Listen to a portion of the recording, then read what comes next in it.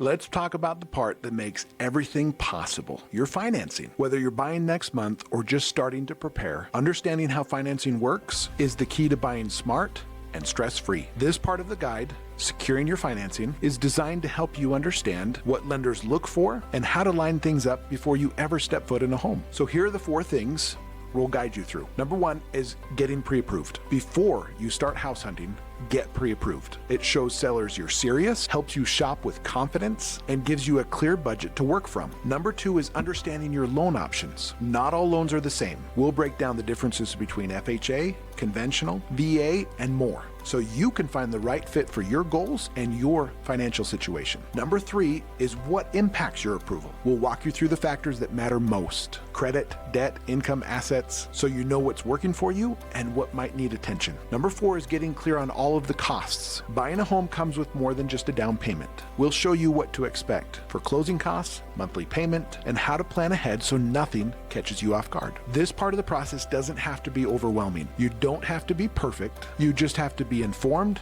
and supported. So jump into any of the sections that applies to you, download our free guides, and chat with us directly if you have questions. We're here to help you move forward step by step.